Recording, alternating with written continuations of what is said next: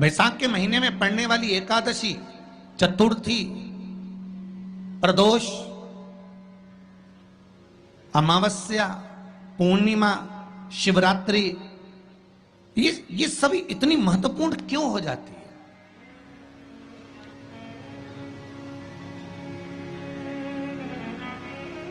इसकी महत्वता इतनी प्रबल क्यों हो जाती है? किस लिए? क्योंकि बैसाख का जो महीना पड़ता है, सूर्य की संपूर्ण तपन, सूर्य देव अपने पूर्ण तेज के साथ में, पूर्ण तेज के साथ में मृत्यु लोक के निवासियों पर, चाहे जलचर हो, थलचर हो, वायुचर हो, चाहे जो जीव हैं, उस पर जब किरण फेंकते हैं तो संसार का जो मनुष्य है उस पर जब ताप पड़ता है तो ताप पड़ने के कारण उसके मुख से भगवान का नाम निकल ही जाता है, स्मरण नाम निकल ही जाता है। जब उसके मुख से भगवान का नाम निकलता है तो वो भगवान की शरणागति खुद ग्रहण कर लेता है स्वयं।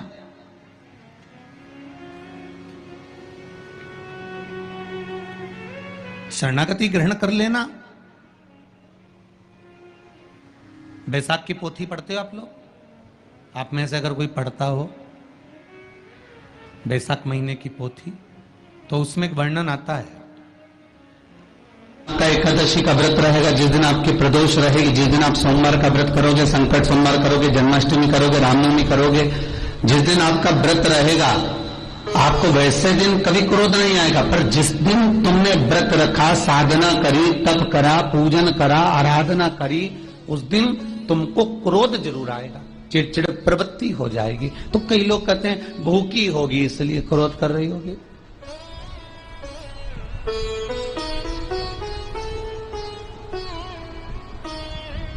कई लोग कहते हैं कि भूख लग रही होगी इसलिए चिड़चिड़ प्रवृत्ति हो गई होगी। नहीं नहीं भाई, भूख से उसका कोई ताल्लुक नहीं है, क्योंकि रोज कोई जरूरी है कि वो इतना खाती हो कि नहीं खाती हो। कभी कभी तो दिन भर भूखी रह जाए तो भी क्रोध नहीं है।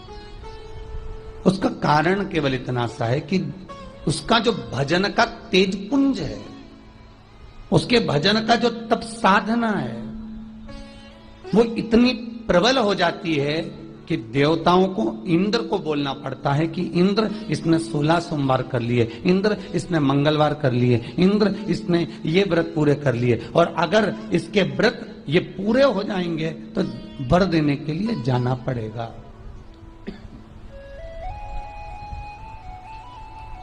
अगर इसके व्रत पूरे हो गए तो आशीर्वाद देने के लिए जाना पड़ेगा। इसके व्रतों को खंडित कर दिया जाए। तो व्रत को खंडित करने का सबसे सुंदर तरीका देवताओं के पास है कि जिस दिन व्रत हो, 2-3 व्रत अच्छे निकलते हैं और एक व्रत में इतना क्रोध आ जाता है कि सारा करा धरा पानी फिर जाता है। देवता क्रोध दिलाते हैं। फिर क्या करना? तो शास्त्र कहता है कि जिस दिन आपका व्रत है उस दिन एक काम जरूर करना कि भगवान का मंत्र जाप कर कर, भगवान का स्मरण कर कर, कटोरी में जल लेकर, पात्र में जो जल रखा हो, पूजन पाठ करते समय, स्मरण करते समय वो जल का पान अवश्य करें।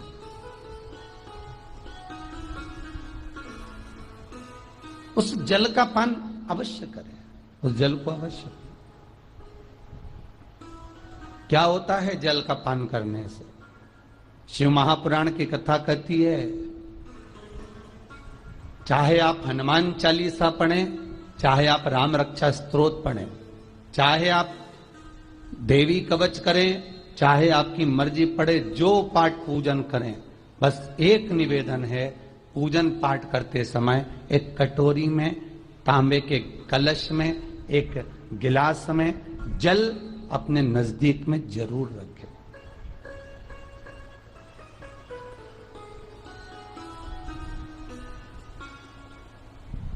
क्या होगा उससे?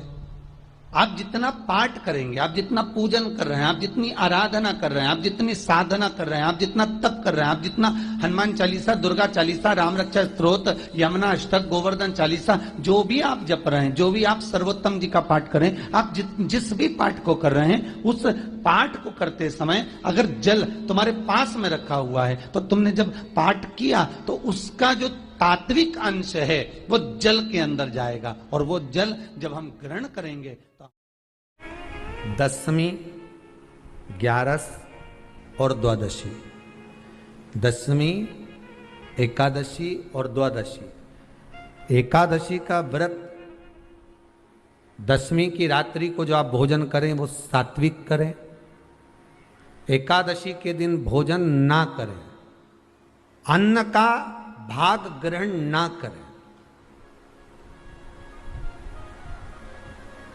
अन्न का भाग ग्रहण ना करें।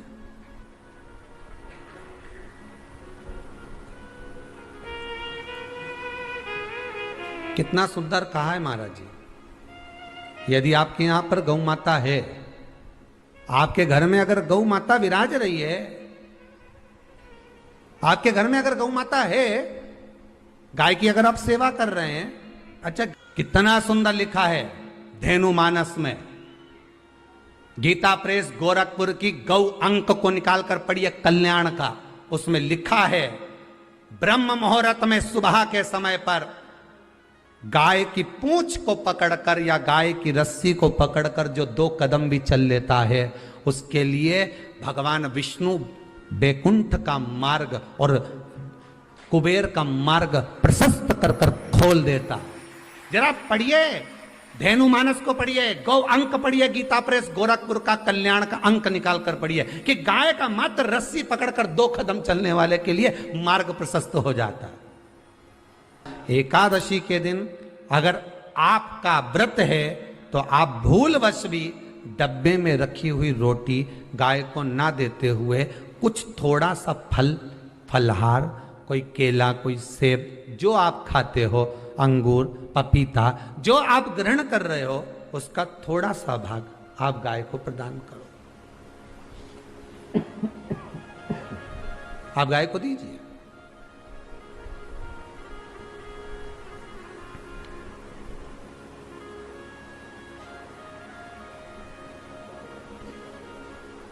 थोड़ा सा भाग आप गौ माता को प्रदान करो, थोड़ा सा।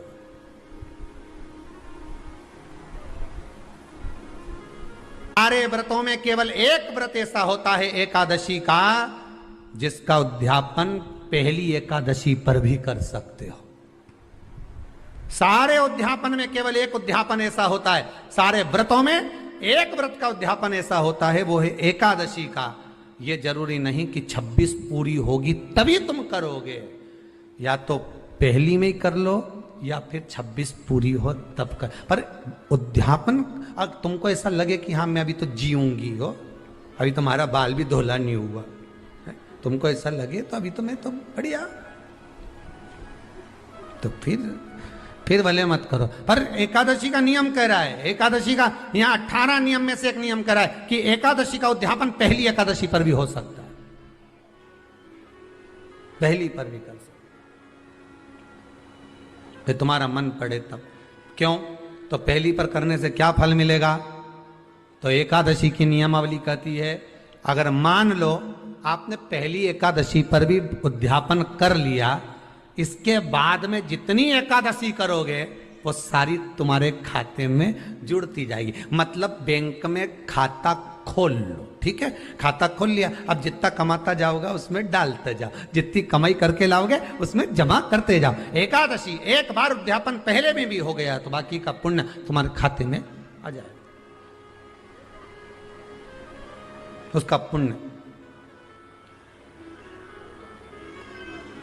एकादशी का उद्यापन बड़े महीने में माघ शुक्ल एकादशी के दिन, माघ का महीना हो, शुक्ल पक्ष की, जम के बोलिए, एकादशी हो, प्रयास करना कि आप उद्यापन करें, भले 5, 10, 11, 12 जितनी एकादशी हो जाए, 26 हो जाए तो ज़्यादा अच्छी है, नहीं तो आप करें तो माघ महीने की शुक्ल पक्ष की एकादशी के दिन आप उद्यापन करें, प्रयासरत करें, प्रयासरत। बड़े महीने के अंतर्गत जो उद्यापन, हाँ चतुर्मास के अंतर्गत उद्यापन नहीं होता एकादशी का, बहुत ध्यान दीजिए हमारा। ये जो सावन भादो कुंवर कार्तिक जो 4 महीना होते हैं भगवान के शयन करने के। इसके अंतर्गत एकादशी का उद्यापन नहीं होता और इसके अंतर्गत उद्यापन करना भी नहीं चाहिए एकादशी। महाराज एकादशी का उद्यापन माघ महीने की शुक्ल पक्ष की एकादशी के दिन आप बहुत प्रेम से आनंद के साथ करिए महाराज। परंतु एकादशी के उद्यापन में सबसे ज्यादा अगर कुछ जरूरी होता है तो 24 तरह का नैवेद्य जरूरी होता है। कितने तरह का? 24 तरह का नैवेद्य। अब आप कहोगे गुरुजी उद्यापन हम कर रहे हैं एकादशी का, तो उसमें तो फलहार का हमें नैवेद्य बनाना चाहिए। तो फिर ये पुराण के अंतर्गत स्कंद पुराण में ये चीज लिखी है कि एकादशी का जब उद्यापन करते हैं तो 24 तरह का नैवेद्य बनाकर सिद्ध करते हैं। 24 तरह का नैवेद्य जान रख लेना, का हलवा बना लो, खीर बना लो, पूड़ी बना लो, सब्जी बना लो, पकोड़ा बना लो, भजिया बना लो, ऐसे 24 तरह का नैवेद्य अलग अलग चाहिए। पर लोग क्या करते हैं, खोपरा पाक बनवा लेते हैं 1-2 किलो और 24 जगह रख देते हैं। स्वीकृत नहीं है। 24 तरह का नैवेद्य रखा जाता है। महाराज एकादशी के दिन भगवान के पूजन का पूरी तैयारी कर कर मंडल आदि बनवाकर विद्वान ब्राह्मण को बुलाकर, कर्मकांडी ब्राह्मण को बुलाकर जो भगवत सेवा में एकादशी का उद्यापन कराए, उन ब्राह्मण के चरणों को नमन कर कर, प्रणाम कर कर एकादशी का पूजन करवाइए और उस मंडल की पूजन कराकर हवन द्वादशी को कराइए। एकादशी को हवन नहीं। एकादशी के उद्यापन का जो हवन होता है वो द्वादशी को।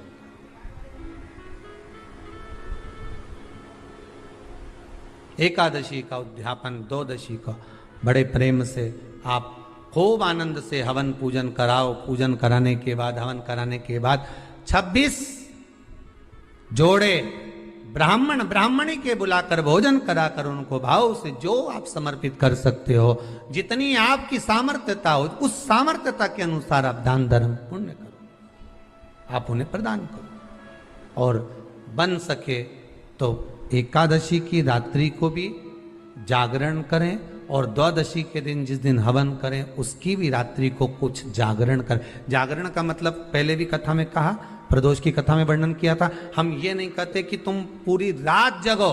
हमारा तो निवेदन है 15 मिनट का करो, आधे घंटे का करो, 20 मिनट का करो, पर रात्रि के समय थोड़ी देर अगर एकादशी का उद्यापन कर रहे हो तो जागरण थोड़ी सी देर अवश्य करें। नहीं कर सकते अकेले बैठकर राम नाम जप लें, भजन कर ले, पर करो। कि नारी के मुख से अगर एक बार निकल जाए कि मेरी जिंदगी तुमसे विवाह कर कर बेकार हो गई, उस समय नारी का साथित्व समाप्त हो जाता है। इसलिए माताओं आपसे निवेदन है, जिंदगी में सारी लड़ाई लड़ना, सब कुछ बोलना, पर अपने पति से यह मत कहना कि तुमसे विवाह कर कर मेरी जिंदगी बेकार हो गई। क्योंकि विवाह तुमने किया है पर भाग्य उसने लिखा है।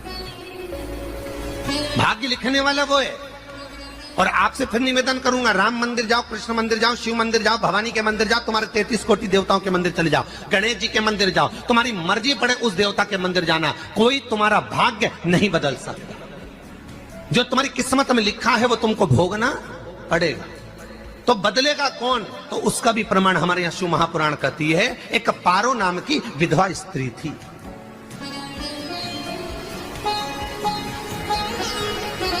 क्या नाम है उसका? नाम पारो। विधवा है, पति नहीं है, एक बेटा है। और विधवा स्त्री जो थी वो गर्भ से थी, उसका संतान नहीं हुई थी, पति मर गया था, वो गर्भावस्था में बेटा रह गया और पति चले गए। पारो बड़ी दुखी थी, भगवान का भजन करती बहुत, घर में कुछ भी नहीं था। जो व्यापारी जो धन था उसके पति का वो सब लोग खा गए। जब जैसे व्यक्ति जब तक जीवित है तब तक संसार उसका है, जैसे ही वो गया उसका सारा धन भी उसके साथ चला गया। व्यापार धन रो। पारो आंखों से अश्रु बहता है, नैनों से जल बहता है, नैनों से बिंदु बहता है, और पारों की आंखों से जब आंसू बह रहा है, अश्रु निकल रहा है, जल बह रहा है।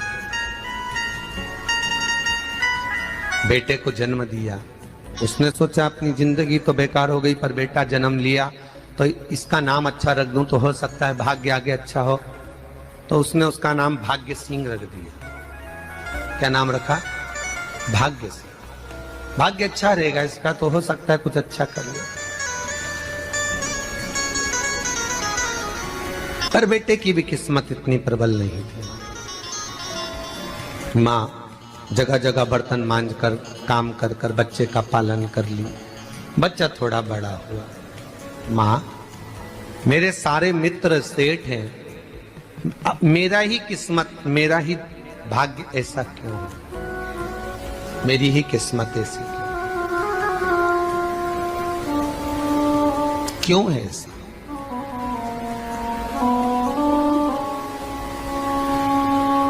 माँ मेरी किस्मत में इतना दुख क्यों लिखा है? माँ भोजन तक हमको समय पर नहीं मिलता, हमारा भाग्य ऐसा क्यों है? माँ हमारी किस्मत ऐसी क्यों है? माँ कहती है बेटा जो ललाट पर लिखा उसे कौन टाल सका। माँ बच्चों को समझाती है, माँ बच्चों को कहती है, धीरे धीरे समय निकलता है। माँ एक बार बता माँ, तू कहती है कि सब भगवान ने लिखा है भाग्य में, तो भगवान का मिलेगा मुझे बता दे। माँ बोलती है ऐसी कोई जगह नहीं जहाँ भगवान नहीं। वन में मिलेगा? हाँ मिलेगा। माँ का कहना मानकर भाग्य सिंह वन में चले गया और घने जंगल में भाग्य जब गया भाग्य सिंह, और घने जंगल में जब पहुंच गया, ढूंढते ढूंढते ढूंढते ढूंढते ढूंढते तो भी भगवान तो भगवान की छाया तक नहीं मिली। भगवान की छाया तक। आंखों में जल भर गया, बेहोश होकर गिर गया। शाम का समय था, विष्णु और लक्ष्मी निकल कर जा रहे थे। लक्ष्मी और विष्णु जाते जाते उसको देखकर रूप बदल के उसके पास गए। बेटा आपका नाम क्या है? तुम्हारा नाम भाग्य सिंह है।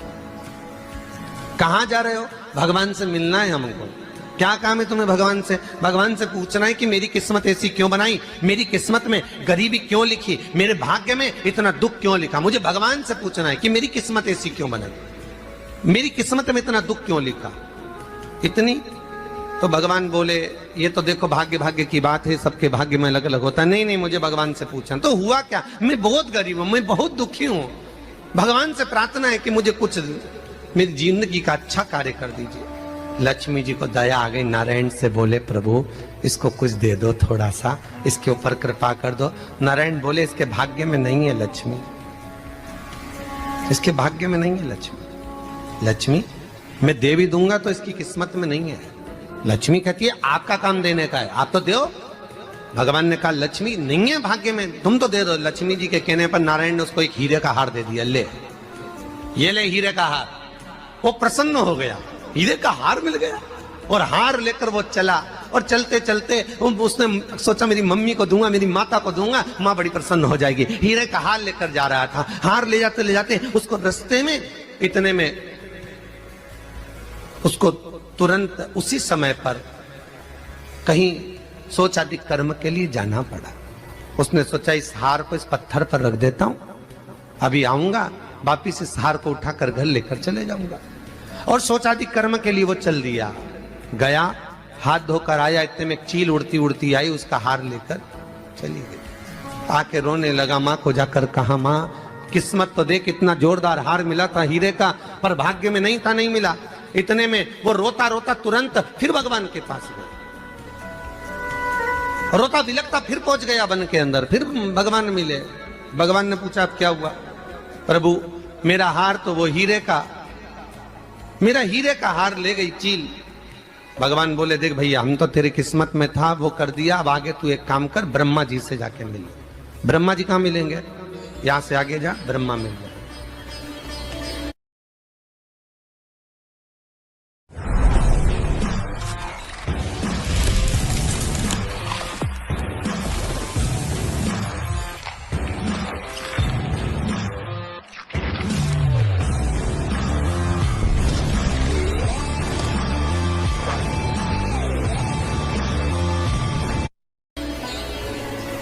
ब्रह्मा के पास गए। ब्रह्मा जी ने कहा, क्या हुआ? ब्रह्मा जी, मेरे भाग्य में गरीबी लिखी है, कुछ अच्छा कर दीजिए। ब्रह्मा जी कहते हैं, तुम्हारा भाग्य में जो लिखा है वो तुम्हें भोगना पड़ेगा। नहीं नहीं, आप कृपा करो। लक्ष्मी जी ने नारायण से कहा, इसको कुछ कृपा कर दो। तो भगवान ब्रह्मा जी ने कहा, चलो इसका भाग्य बदलने के लिए एक हीरे की अंगूठी दे देता हूं। भगवान ने उसको हीरे की अंगूठी दे दी। अब हीरे की अंगूठी दी, फिर वो लेकर चला। इतना खुश था, अब मुझे हीरे की अंगूठी मिल गई, अब मुझे हीरे की अंगूठी मिल गई। इतना प्रसन्न होकर जा रहा था, इतने में इसको लग गई प्यास। इसने सोचा पानी पी लूं। पानी पीने के लिए इसने मुंह को करा नीचे, जेब में रखी थी अंगूठी, वो पानी में लुढ़क गई। लुढ़कते से एक मछली निगल गई, अंगूठी भी हाथ से चली। देखिए, कोई कितना भी साथ दे दे, पर भाग्य में अगर सुख लिखा होगा तो वो अपने आप मिलेगा नहीं। फिर आया, फिर मां से कहा, मां ऐसा हो। मां ने कहा, चल जाने दे, तू रोज रोज बहाना बना के चले जाता है, दिन भर इधर उधर घूमता रहता है, शाम को आता है और बहाने बना के कहां की स्टोरी सुनाता रहता है, ना जाने कहां की कहानियां सुनाता रहता है। चल काम पे जा, कुछ काम कर तो भाग्य बदलेगा। नहीं नहीं मां, मैं सत्य बोल रहा हूं। नहीं माना, फिर चले गया।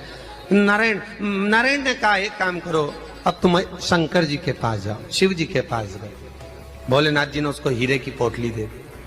वो हीरे की पोटली ले जाकर अब की बार सोचा कहीं रुकूंगा ही नहीं, सीधे घर गया। मम्मी को याद करा, माँ नहीं थी। उसने एक लोटे के अंदर हीरे रख दिए। मैं माता को ढूंढ के आता हूँ। माँ को ढूंढने गए, इसमें चोर घुस गए घर के अंदर, लोटा ही ले गए हीरे का। फिर आके देखा, फिर माँ ने कहा, फिर बहाने बनाया तूने, फिर स्टोरी सुने, फिर कहानी सुने। माँ, मैं सत्य कह रहा हूं, सत्य कह रहा हूं। आखिरी में हार गया। फिर भगवान विष्णु और ब्रह्मा ने एक ही बात कही, तू शंकर के मंदिर की चौखट पर जा। वहां क्या करना पड़ेगा मुझे? कुछ मत करना, केवल उसकी चौखट पर जाकर उसका दीदार करना, उसका दर्शन करना। उससे क्या होगा? भगवान विष्णु और ब्रह्मा कहते हैं 33 कोटि देवताओं के पास जाएगा तो कुछ नहीं होने वाला, पर शंकर के दरवाजे पर भाग्य देवी रोज प्रतिदिन झाड़ू लगाती है। कौन झाड़ू लगाती है? भाग्य देवी।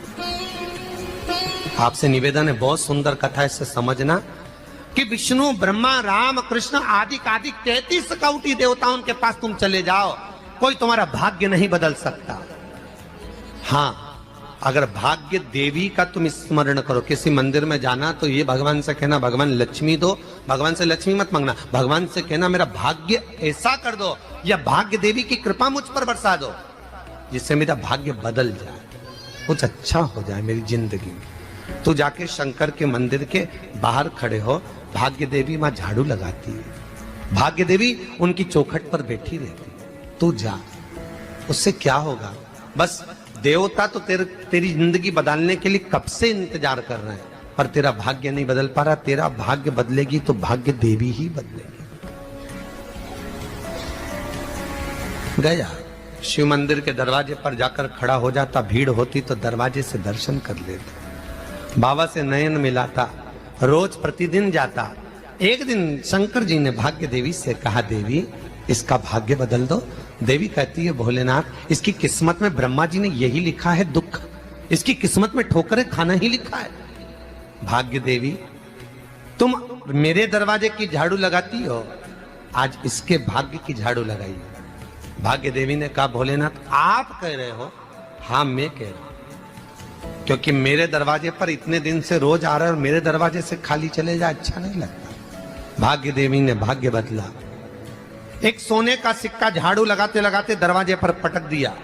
उस सोने के सिक्के को लेकर वो चला और सोने के सिक्के को ले जाकर उसने माता को दिया। अब भाग्य कैसे बदलता है वो देखिए। सोने का सिक्का लेकर गया और तुरंत वो सोने का सिक्का घर में पहुंचा। रात से ठाठ हो गया, बेचकर भोजन की व्यवस्था करी। एक दिन मां ने सोचा कुछ ऐसा करूं कि मैं मछली का व्यापार करूं, और मछली खरीदने के लिए गई। और मछली खरीदने के लिए गई, जो मछली मिली दे तो दी व्यापारी ने, परंतु घर लाते लाते वो मर गई। मरा तो काटा तो इसमें से हीरे की अंगूठी मिल गई। अंगूठी तो मिली, इतने में माँ ने कहा देखो भगवान ने बड़ी कृपा करी, हीरे की अंगूठी मिली। बेटे ने कहा ये मेरी ही अंगूठी है। मछली निगल गई थी। माँ ने कहा बेटा जाओ, थोड़ा आज ब्राह्मण भोजन करने आएंगे, थोड़ी लकड़ी काट कर लिया। बेटा लकड़ी काटने गया, एक पेड़ पर, सूखे पेड़ पर चढ़ा लकड़ी काटने के लिए। काटते काटते उसको पेड़ की डाली पे एक हार टंगा हुआ दिख गया। वो हार वही था जो हीरे का चील लेकर गई थी। वो हार प्राप्त हो गया। आते आते रास्ते में प्यास लगी, सोचा कहीं एक आध बर्तन मिल जाए पड़ा हुआ, तो लोटा पड़ा हुआ मिल गया जिसमें हीरे पड़े हुए थे। जब भाग्य चलता है तो सारी रास्ते अपने आप खुलते खुलते खुलते खुलते चले जाते हैं। जब भाग्य नहीं चलता तो चाहे कोई हीरा दे दे, चाहे कोई सोना चांदी दे दे, चाहे कोई फैक्ट्री खुलवा के दे दे, तो भी कुछ दिन में ठप्प हो जाए। भाग्य चलेगा तो धन आएगा, भाग्य नहीं होगा नहीं। तो भी कुछ मत करो। क्या करना है बोलो तो? जब भाग्य अगर दिक्कत दे तो कहीं जाने की जरूरत नहीं है। एक ही काम करना है, शंकर के दरवाजे पर जाकर उसका दीदार करना।